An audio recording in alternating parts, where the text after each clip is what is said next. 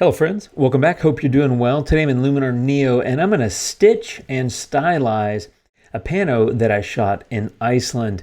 There's one particular place in Iceland where I was really looking forward to shooting a pano simply because it's just a huge, awesome place, and we happen to be there at sunset and it happened to be incredibly stunning.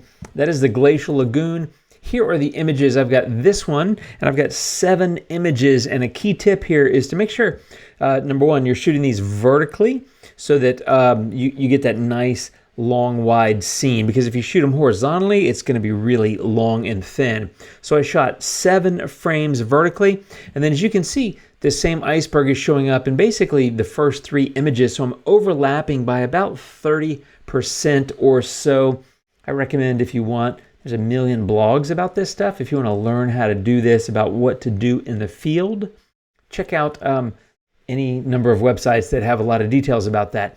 But bottom line, shoot vertically on a tripod. If you have a panning head, that's best because it's going to be more fluid and more accurate. Anyway, I've got 7 frames here. I'm clicking the first one, and then I'm holding down the Shift key, and I'm clicking the last one. And I've got them all highlighted, and all I'm going to do is drag them over here to the pano stitching window. I've got everything selected here. I'm going to go ahead and click Start, and it begins the process of sticking these 7 frames together. Now, I did not shoot a bracket set here because I didn't really need to, but you can also shoot bracket sets and then merge those as a pano. So you got a lot of power and control in the pano tool. And I gotta admit, it's kind of got me excited about panos and doing more of these. It's not something I did a lot of in the past, but I'm having so much fun, and I'm especially having fun with this image, and I think you'll see why when I'm finished editing. Great colors, great location, and my stylization. I just like this photo a whole lot. So we're gonna jump in, and I'm gonna go through that here now.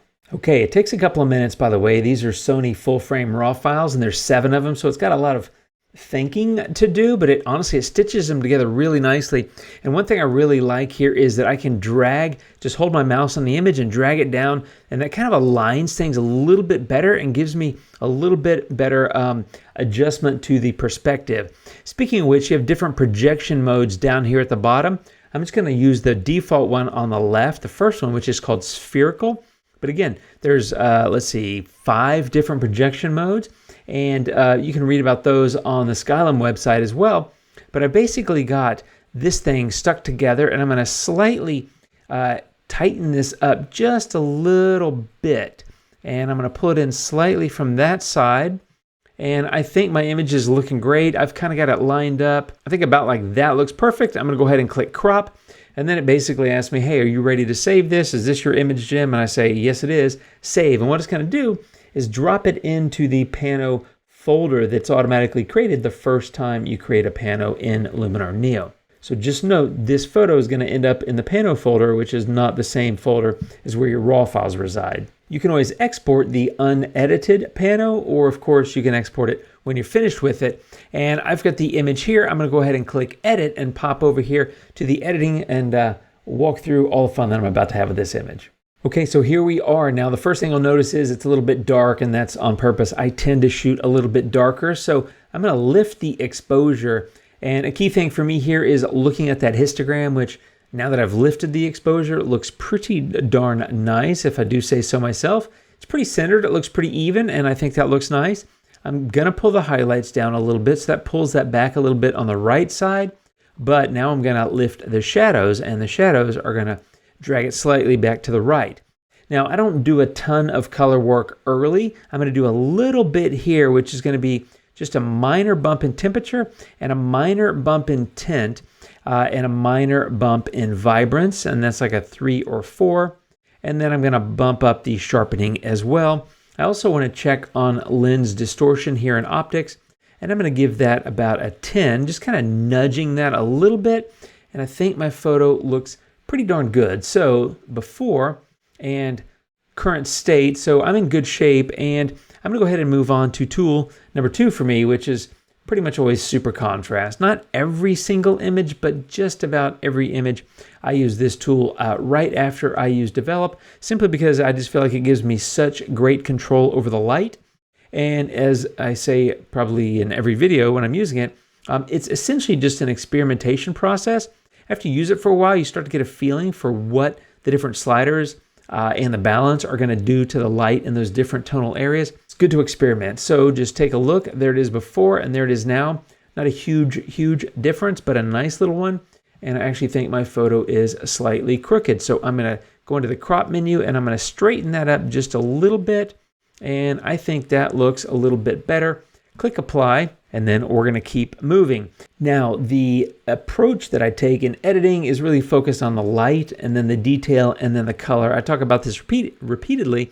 I also put a fairly lengthy PDF, about 3-page PDF explaining this process for free on my website to anyone that subscribes to my newsletter. You can get it at the link down below if you want to join the fun of my newsletter.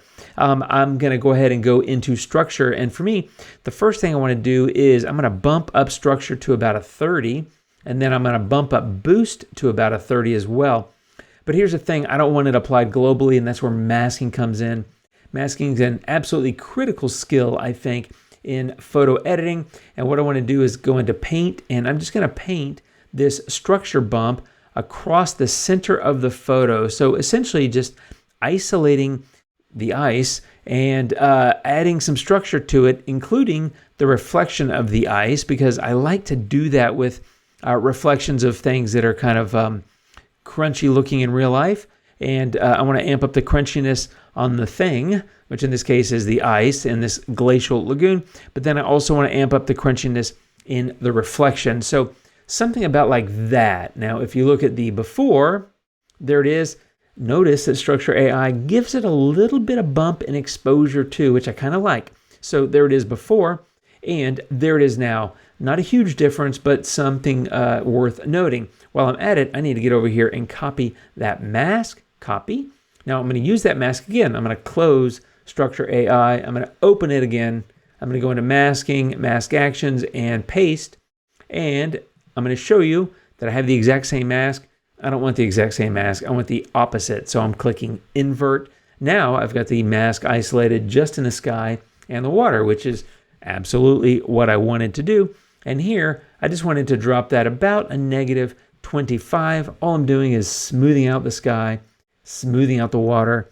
I do this in probably every video. You're probably sick of hearing me talk about it, but it's not a massive difference. It's just something I like. So now that I've done that, I've done light and I've done detail. Now I'm going to work on color. I do want to point out that light is a common theme. Photographs are just collections of light, right? And so all I'm going to do is edit light, edit detail, edit color. But then I often come back and do more light stuff at the end, which is what I'm going to do.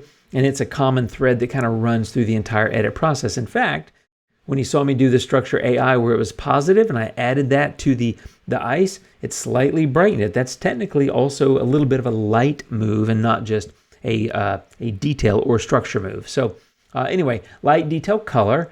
Color is now, and that is going to be about a 20 in the highlights on split toning. All I'm doing is adding a little bit of reddish pink to the brighter parts of the photo because I want to and I like it. Now I'm going to get into color harmony, which is the most powerful and crazily awesome color tool in Luminar, but it's one you got to be careful with. So I recommend not doing too much with it on any particular photo. I'm going to do actually a fair amount here, but I recommend kind of taking it easy and not overdoing it simply because it can get kind of crazy quickly if you're not careful. Now, the first thing I did was brilliance, just an overall brilliance, which is just a little bump in everything. Now I'm in split color warmth. I go to the right with warmth, which basically makes the warm colors get warmer, so a little more pop in those. And I go left with the cool, which makes the cool colors get a little bit cooler. So I'm playing the warm and the cool off of each other. Now I want to go into color balance, which is my favorite here, and I'm going to start in shadows. And usually shadows, I will add a little tiny bit of blue, which kind of plays into some of the shadow and the blue that's already there. But I don't do a lot more in shadows most of the time. And then separately, I'll go into midtones and highlights, and I typically, not every time, but typically will use similar moves in highlights and midtones, which are generally speaking opposite of the moves that I make in the shadows. So in midtones, let's see, I'm in midtones. I'm going to go -4 on magenta. That's just playing up that kind of pink that I like in the sky. And then highlights is going to be a -7 in magenta. And so this is just, again, just kind of playing up that pastel pink kind of warm look in the sky. And I'm creating a counterpoint between that and the darker, richer, kind of shadowy blue, which is in the icebergs and in the reflections, but also in these clouds. So I'm just playing warm and cool off of each other. Color harmony, before, much flatter looking photo, and after, much richer color photo. And that's what I'm talking about. You got to be a little careful with it because you get the sliders going a little too far to the right, and it gets crazy, my friends. It gets a little crazy. Now, I'm going to do something that I recommend most of the time not doing. And these are not laws. I don't make up laws about how to edit. I just tell you my opinion. And I also deviate from my opinion and the things that I tell you about, and that's okay. And what I'm going to do is use Accent AI, and I'm going to use it across the entire image. I usually, in fact, 95% of the time, I'll apply Accent AI with a mask, usually a radial mask, and put it just in a certain part of the photo to give it a little pop. But this whole thing just feels like it needs a little bit of pop, so I'm going to just clench my fist like I like to do, and I'm going to go to 30 across the entire photo, which, it's a nice pop in the photo. My opinion is it's not over the top. Often when I go 30 or higher, 30 is kind of my limit most of the time on Accent AI, and again, I usually contain it with a mask, but to me, that's not over the top. There it is before, and there it is now that I've applied that. So I feel like I can get away, but if I start going 40, 50, it just starts becoming this crazy, colorful thing, which is cool looking, but it's just way too much. So I'm going to go back to 30, my little happy spot. It's kind of my upper limit, and I'm going to call that an edit on that tool. There it is before, and there it is now. Now, the only other thing I thought about that I wanted to do at the very end of my practice edit, if you will, is I feel like that little section of ice, these icebergs, are a little too dark. They're blue. A lot of them are in shadow. And if you remember, with color balance in shadows, I added blue. Blue's a darker color. And so that area's a little bit darker. So I go into develop. Remember, I copied the mask from earlier. So I can just go to mask actions and click paste. See how it's still highlighted? Click show. And I've got my little mask right there. Same one I used like 5 tools ago. But now I can go over here and I can just bump up this exposure. I go about 1/3 of a stop, about a 0.3 or so. And the other nice thing is there's some white in there because these are chunks of ice and it's kind of hard to see. So I go to like a 17 or something like that on the whites, and that just brings up some of those whites. And I just think that really helps pop that image. So if you look at it before and you look at it after, immediately you're like, whoa, that's just really bright. But turn your head away, come back and look at it. It doesn't look like I over brightened it to me. Also, note if you feel like the blend is not quite blended enough, you can come in with the brush and the eraser and erase some of it. I think it looks fine, but I'm trying to be sensitive to the fact that everybody doesn't always agree with me, which is cool. That's why we're all friends. We get along. We can share differences of opinion. And you guys do in the comments, and that's totally fine. I love it, in fact. You guys actually give me a lot of ideas, which I also enjoy quite a bit. But there it is before I did that move with develop, and there it is now. And that's my full edit. And by the way, I totally forgot to zoom in and show you how well this thing's stitched together. But if you look at my photo, I'm going to go to 100. If you look at this here, if you remember this thing, this chunk of ice, it was in 3 different photos, but look at that. I mean, this is blended together. That's what I would call a perfect blend, to be honest. I just think that just looks fantastic.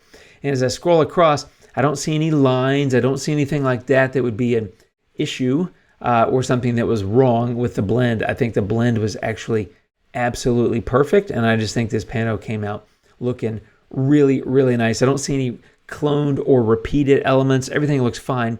I do probably need to go in and clean up a few of these tiny little chunks of ice that are floating by, but that's my stitching and stylizing of this pano from this amazing glacial lagoon in Iceland that I took recently on the Luminar adventure tour there.